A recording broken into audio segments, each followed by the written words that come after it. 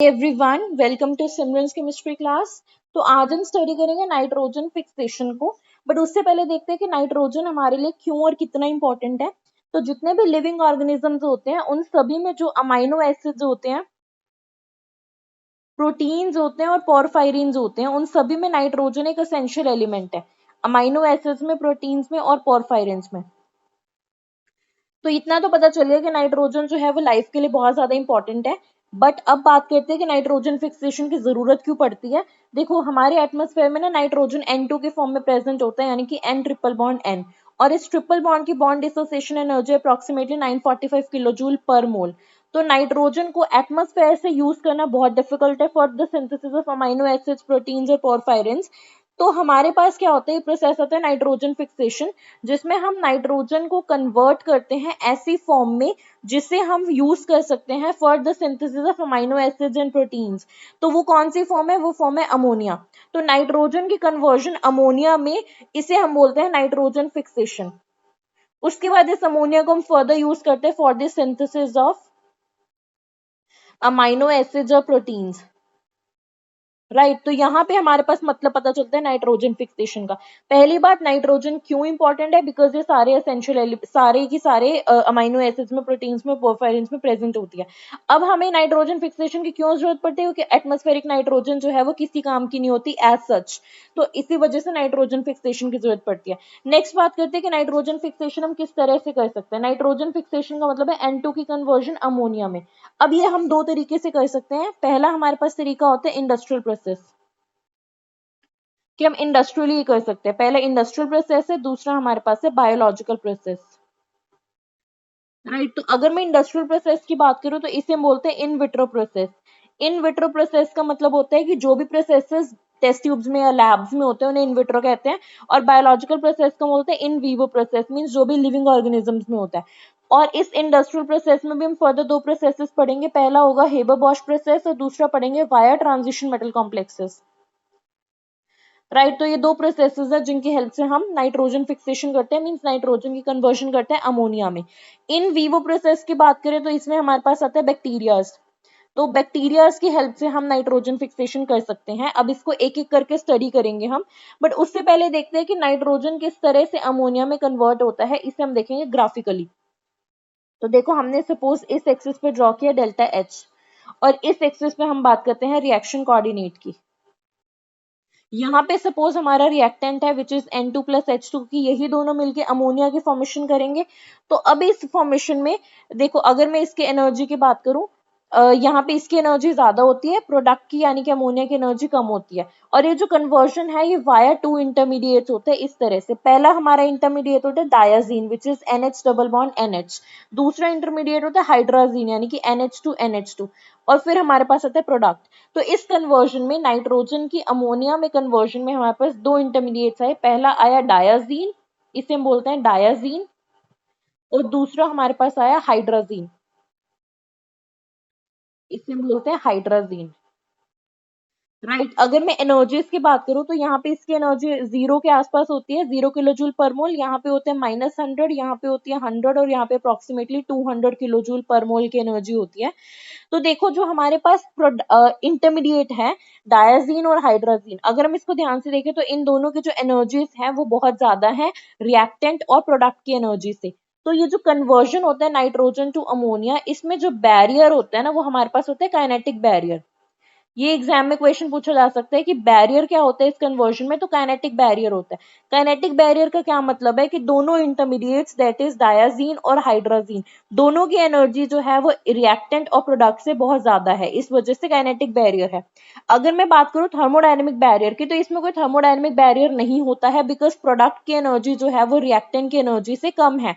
और इस केस में जो डेल्टा एच होता है वो नेगेटिव होता है, बिकॉज डेल्टा एच का मतलब क्या होता है, enthalpy of product minus enthalpy of reactant. और ये हमारे पास होता है नेगेटिव, बिकॉज प्रोडक्ट की एंथैल्पी कम है, रिएक्टेंट की ज्यादा है, यानी कि रिएक्शन जो है या ये प्रोसेस जो है वो एक्सोथर्मिक प्रोसेस है, मींस फिजिबल प्रोसेस है।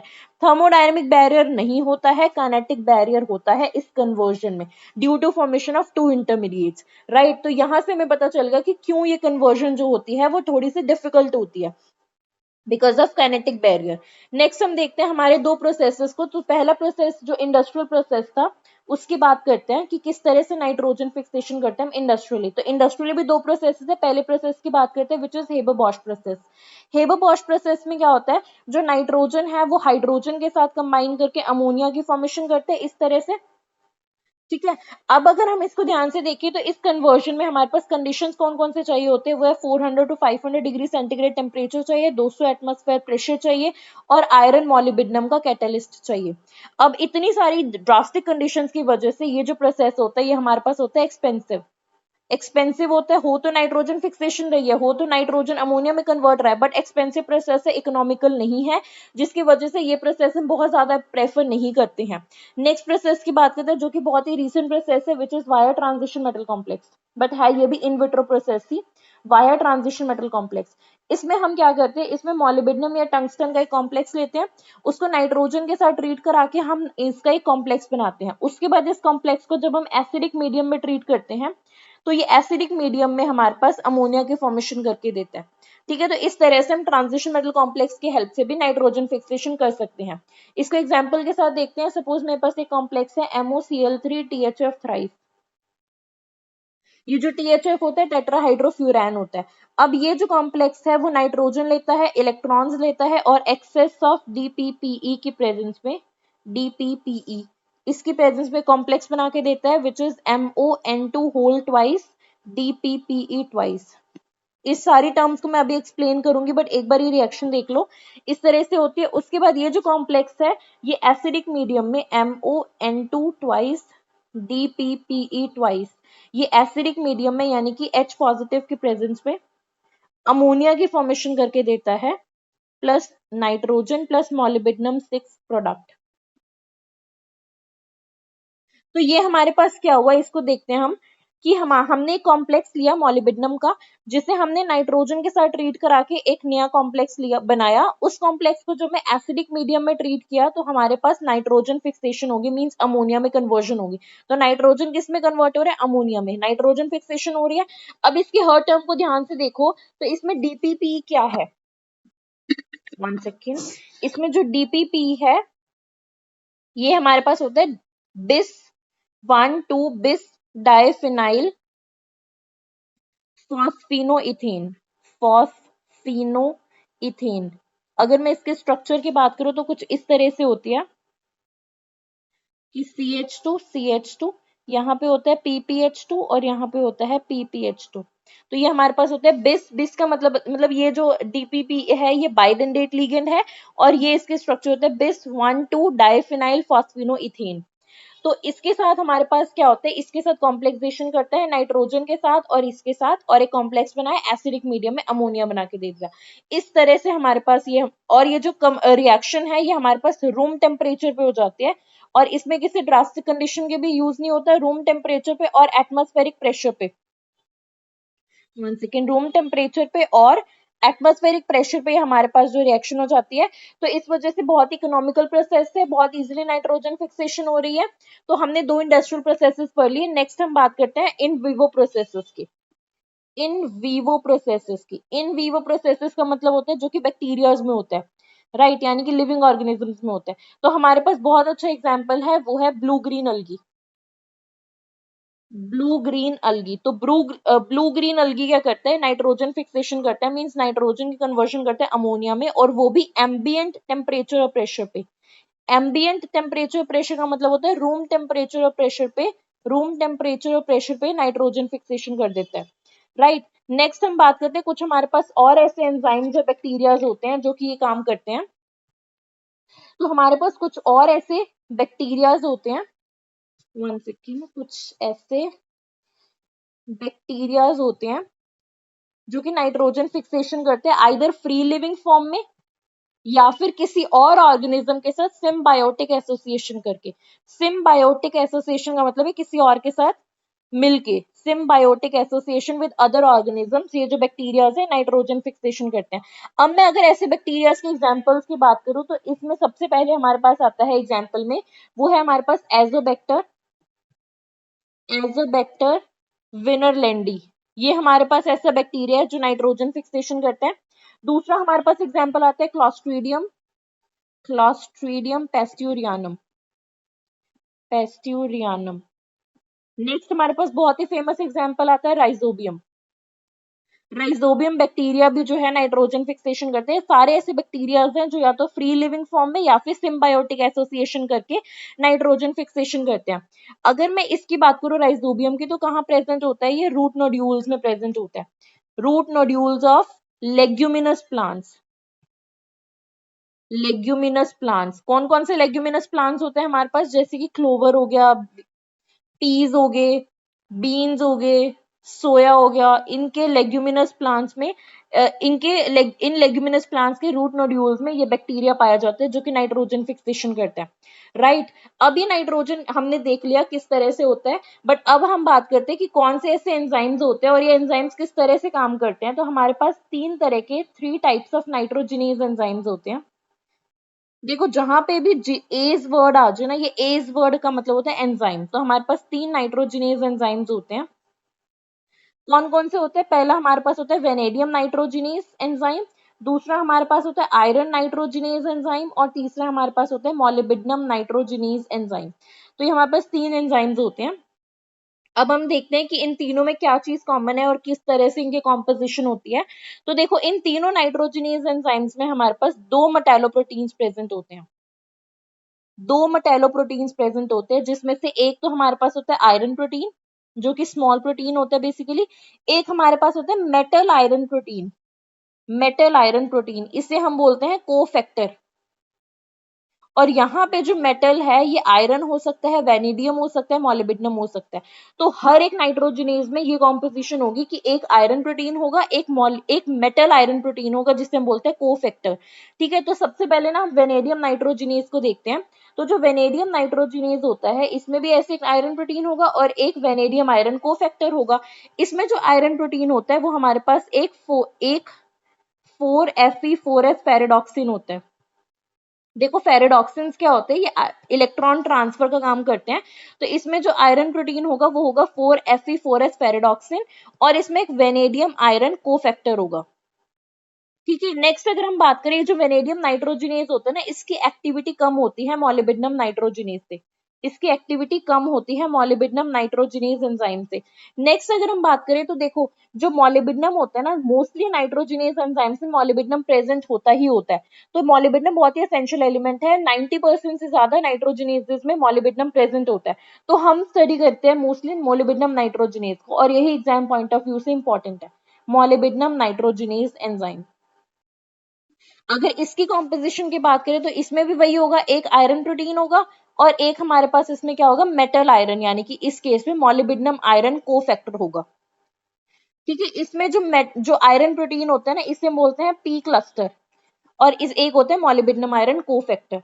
अब हम इसको एक एक करके स्टडी करते हैं। तो पहले अगर मैं आयरन प्रोटीन की बात करूं, एफी प्रोटीन की, जिसे हम पी क्लस्टर बोलते हैं, तो इसमें हमारे पास जो होते हैं 2 फेरेडॉक्सिन्स होते हैं, 2Fe4S4 के यूनिट्स होते हैं। ठीक है, जो आपस में कनेक्टेड होते हैं किस तरह से वो हम देखेंगे, बट अभी हम यहाँ पे लिख लेते हैं कि दो जो फेरेडॉक्सिन यूनिट्स होते हैं ये आपस में 2 सिस्टीन लिगेंड ब्रिजेस से अटैच होते हैं, और एक इसमें एसएस बॉन्ड होता है। इन 2 लिंकेजेस से आपस में कनेक्टेड होते हैं, इसको हम अच्छे से स्टडी करेंगे। तो हम पी क्लस्टर की स्ट्रक्चर बनाते हैं आगे। तो देखो पी क्लस्टर में हमने क्या बोला? 2 फेरेडॉक्सिन्स होते हैं। फेरेडॉक्सिन्स कौन से होते हैं? Fe4S4 होते हैं। 2Fe4S4 यूनिट्स होते हैं इसमें। तो इसको हम किस तरह से रिप्रेजेंट करते हैं? तो इसको ध्यान से देखना। देखो 2 क्यूबीन्स बनाना इस तरह से, इसको और अच्छे से शो करते हैं, 1 सेकेंड।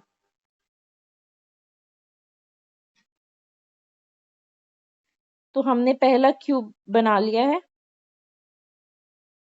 पहले हम 2Fe4S4 यूनिट्स बनाएंगे, पहला ये है और दूसरा ये है। उसके बाद इन दोनों को आपस में जोड़ेंगे।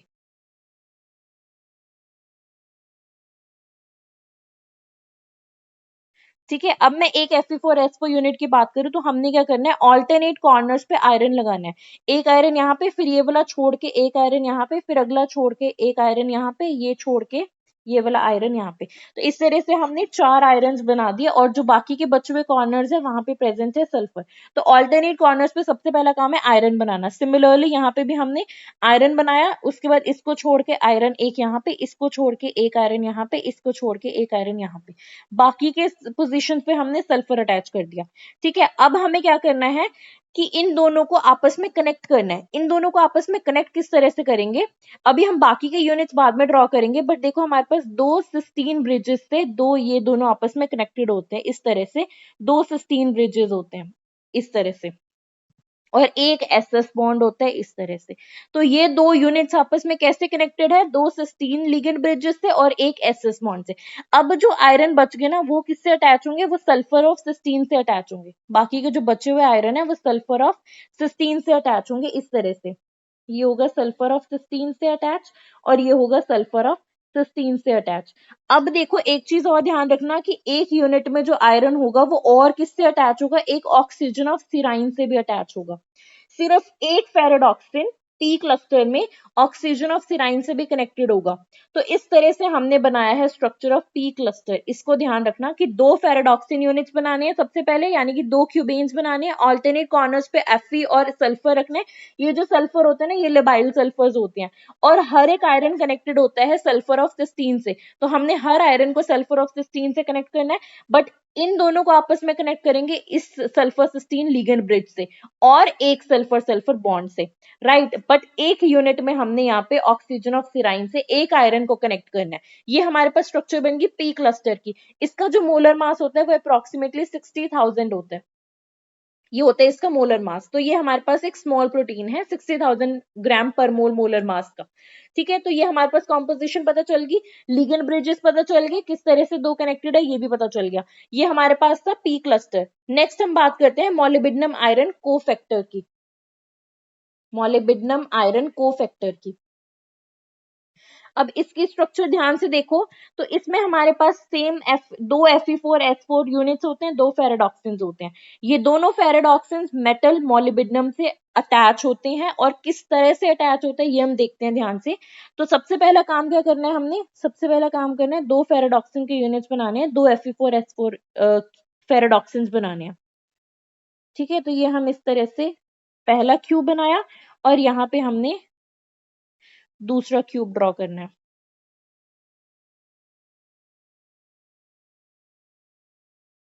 ठीक है, नेक्स्ट काम क्या करना है हमने, ऑल्टरनेट कॉर्नर्स पे आयरन रखना है। यहाँ पे आयरन रखा, इसको छोड़ के यहाँ पे आयरन, इसको छोड़ के यहाँ पे आयरन, इसको छोड़ के यहाँ पे आयरन, बाकी के जगहों पे हमने क्या रख देना है, सल्फर रख देना है इस तरह से। ठीक है, ये हमारे पास एक यूनिट है, अभी हमने कंप्लीट नहीं किया है। सिमिलरली दूसरे में भी हमने क्या करना है, आयरन रखना है ऑल्टरनेट कॉर्नर्स पे, फिर ये छोड़ के यहाँ पे एक आयरन आएगा, फिर एक आयरन यहाँ पे आएगा और एक आयरन यहाँ पे आएगा, बाकी की जगहों पे हमने सल्फर से फिल कर देना है। ठीक है, अब हमारे पास क्या होगा, ये दोनों क्यूबेन्स या दोनों फेरेडॉक्सिन्स आपस में किस तरह से अटैच होंगे, मोलिब्डेनम से। तो देखो यहाँ पे हमने मोलिब्डेनम रखा, एक तो यहाँ पे मोलिब्डेनम में पर उसकी बात कर रही हूँ, पर फेरेडॉक्सिन की। तो एक मेरे पास Fe मोलिब्डेनम बॉन्ड होगा और दो सल्फाइड ब्रिजेस होंगे इस तरह से, दो सल्फाइड लिगेंड्स इस तरह से कनेक्टेड होंगे पर मोलिब्डेनम फेरेडॉक्सिन की बात कर रही हूँ। एक फेरेडॉक्सिन मोलिब्डेनम से किस तरह से अटैच होगा उसकी बात कर रहे हैं। बाकी के जो आयरन हैं वो उन सबको सल्फर ऑफ सिस्टीन से कनेक्ट कर दो, हर एक आयरन को सल्फर ऑफ सिस्टीन से कनेक्ट कर दो इस तरह से, इसको भी सल्फर ऑफ सिस्टीन से, इसको भी सल्फर ऑफ सिस्टीन से, और इसको भी सल्फर ऑफ सिस्टीन से। ठीक है, अब हमारे पास जो ये वाला आयरन बच गए थे, एक ये वाला आयरन, एक ये वाला आयरन, इनको मोलिब्डेनम के साथ हम जोड़ दिया है कि कैसे। अब इसमें देखो, इसको देखो, ये हमारे पास मोलिब्डेनम आयरन कोफैक्टर है। मैं इसके अटैचमेंट्स की बात कर रही हूँ। सबसे पहली बात, हमने दो Fe4S4 यूनिट्स बनाने हैं और हमने आयरन को मोलिब्डेनम के साथ जोड़ना है, पहली चीज। दूसरा, हमने मोलिब्डेनम और आयरन के बीच में दो सल्फाइड ब्रिजेस बनाने हैं, दो सल्फाइड, ये कहते हैं दो सल्फाइड लिगेंड्स लगाने हैं इस तरह से। ठीक है, उसके बाद हमारे पास आता है, अब इसमें हमारे पास नाइट्रोजन कहाँ प्रेजेंट होती है, तो हमारे पास कुछ काफी सारी थ्योरीज आई थी कि नाइट्रोजन जो है वो आयरन के साथ अटैच होते हैं, मोलिब्डेनम के साथ होते हैं। तो देखो मोलिब्डेनम जो के साथ नाइट्रोजन अटैच होते हैं इस तरह से, तो ये भी वैसे अभी इतना क्लियर नहीं है, बट मोस्ट ऑफ बुक्स यही कहती हैं कि नाइट्रोजन हमारे पास इस तरह से मॉलिब्डेनम के साथ कनेक्टेड होता है। तो ये हमारे पास है molybdenum iron cofactor. I hope कि मॉलिब्डेनम आयरन कोफैक्टर क्लियर होगा। अब हम देखते हैं कि नाइट्रोजन फिक्सेशन किस तरह से होते हैं नाइट्रोजनेजेस में। तो देखो हमारे पास है नाइट्रोजन, इसने क्या किया, अभी हमने सिर्फ नाइट्रोजनेजेस का स्ट्रक्चर देखी है कि किस तरह से उसकी कॉम्पोजिशन होते हैं। अब नाइट्रोजन फिक्सेशन किस तरह से होते हैं वो देखते हैं कि नाइट्रोजन हमारे पास 8H पॉजिटिव और 8 इलेक्ट्रॉन्स प्लस, इसको ध्यान से देखना, 16 mg ATP, ये नाइट्रोजन जो है वो कन्वर्ट होती है हमारे पास अमोनिया में, प्लस हमारे पास यहाँ पे जो ATP है वो कन्वर्ट हो जाता है ADP में, प्लस यहाँ पे हमारे पास 16 इनऑर्गेनिक फॉस्फोरस आते हैं, प्लस हमारे पास यहाँ पे ये जो H पॉजिटिव है ये हाइड्रोजन में कन्वर्ट हो जाता है। तो देखो हमारे पास ओवरऑल क्या हो रहा है, ओवरऑल हमारे पास नाइट्रोजन की रिडक्शन हो रही है ना। नाइट्रोजन जो है वो हाइड्रोजन के साथ कनेक्ट हो रहा है, हाइड्रोजन के साथ, क्योंकि जिसके साथ भी हाइड्रोजन लग जाए उसके रिडक्शन होते हैं, तो नाइट्रोजन के रिडक्शन हो रहे हैं, और वैसे भी इलेक्ट्रॉन्स का गेन हो रहा है तो नाइट्रोजन की रिडक्शन हो रही है। अब इस सारे रिडक्शन में हेल्प कर रहा है एटीपी, एटीपी से एनर्जी आ रही है इस पूरे प्रोसेस के लिए। अब बात करते हैं इलेक्ट्रॉन्स कहाँ से आ रहे हैं। ये इलेक्ट्रॉन्स आ रहे हैं हमारे पास ऑक्सीडेशन ऑफ पाइरुवेट से। पाइरुवेट की ऑक्सीडेशन से, यहाँ से क्वेश्चंस आते हैं, पाइरुवेट की ऑक्सीडेशन से इलेक्ट्रॉन्स आते हैं, वो इलेक्ट्रॉन्स हमारे पास जाते हैं पी क्लस्टर के पास। ये पी क्लस्टर की हमने क्या बात की थी कि फेरेडॉक्सिन Fe4S4 जो यूनिट्स होते हैं उनके पास जाते हैं, ये इसको जो है वो रिड्यूस कर देता है, पी क्लस्टर को ही रिड्यूस कर देता है। तो यहाँ रिड्यूस्ड फेरेडॉक्सिन से हमारे पास इलेक्ट्रॉन्स फिर जाते हैं, यहाँ से इलेक्ट्रॉन्स यहाँ गए, यहाँ से इलेक्ट्रॉन्स जाते हैं मॉलिब्डेनम आयरन प्रोटीन के पास। तो ये हमारे पास ट्रांसफर होता है, इस तरह से इलेक्ट्रॉन जाते हैं। उसके बाद मॉलिब्डेनम आयरन प्रोटीन से इलेक्ट्रॉन जाएंगे नाइट्रोजन के पास। ये पूरा फ्लो चार्ट ध्यान रखना है हमने कि यहाँ पे देखो ये हमारे पास ओवरऑल नाइट्रोजन फिक्सेशन है, नाइट्रोजन अमोनिया में कन्वर्ट हो रही है, मींस रिड्यूस हो रही है, किसके हेल्प से हो रही है, इलेक्ट्रॉन्स के हेल्प से हो रही है, और H पॉजिटिव के प्रेजेंस में, और एटीपी से एनर्जी दे रहा है। अब हमारे पास इलेक्ट्रॉन्स कहाँ से आते हैं, पाइरुवेट के ऑक्सीडेशन से जो इलेक्ट्रॉन्स है वो स्मॉल प्रोटीन यानी कि पी क्लस्टर के पास जाते हैं, वहां से फेरेडॉक्सिन को रिड्यूस करते हैं। उसके बाद उस रिड्यूस फॉर्म से इलेक्ट्रॉन्स जाते हैं मेटल आयरन यानी कि मॉलिब्डेनम आयरन प्रोटीन के पास, फिर वहां से जो इलेक्ट्रॉन्स हैं वो जाते हैं नाइट्रोजन के पास। ठीक है, अब हम देखते हैं किस तरह से होता है।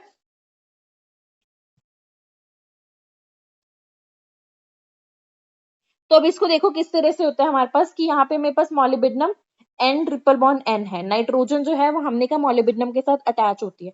यहाँ पे हमारे पास इलेक्ट्रॉन्स आए H पॉजिटिव के प्रेजेंस में, क्या हो गया, MON डबल बॉन्ड NH2 बना।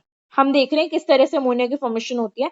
नेक्स्ट हमारे पास 2 इलेक्ट्रॉन्स आए और 2 H पॉजिटिव आए, 2 इलेक्ट्रॉन्स और 2 H पॉजिटिव। अब ये 2 H पॉजिटिव कहाँ जाएंगे, ये हमारे पास बनाएंगे मॉलिब्डेनम NH यहाँ पे फिर 2 इलेक्ट्रॉन्स और 2 H पॉजिटिव के प्रेजेंस में हमारे पास मॉलिब्डेनम फ्री हो जाएगा, और जो नाइट्रोजन अटैच था उससे वो अब अमोनिया बन के निकल जाएगा। तो हो क्या रहा है कि मॉलिब्डेनम आयरन प्रोटीन में मॉलिब्डेनम, देखो हमने कहा था मॉलिब्डेनम आयरन प्रोटीन के पास इलेक्ट्रॉन्स जाते हैं, वो इलेक्ट्रॉन्स नाइट्रोजन को देता है, वो इस तरह से होती है रिएक्शन। पहले ये बनता है 2 इलेक्ट्रॉन्स और 2 H पॉजिटिव लेके ये यहाँ पे अटैच होते हैं 2H, उसके बाद 2 इलेक्ट्रॉन्स और 2 H पॉजिटिव लेके ये यहाँ पे आ जाते हैं, यहाँ ये वाला मॉलिब्डेनम MONH बनता है।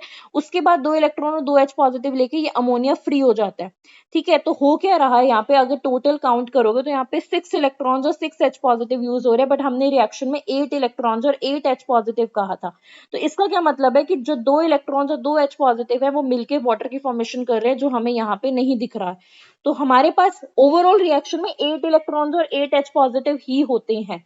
ठीक है, नेक्स्ट अगर हम बात करें कि एनर्जी कहाँ से आई इस पूरी प्रोसेस को, इस पूरे कन्वर्जन में एनर्जी कहाँ से, एनर्जी हमारे पास एटीपी की जब हाइड्रोलिसिस हुई ना, जब एटीपी एडीपी में कन्वर्ट हुआ, तो उस हाइड्रोलिसिस से जो एनर्जी आई वो एनर्जी इस इलेक्ट्रॉन ट्रांसफर में काम आई।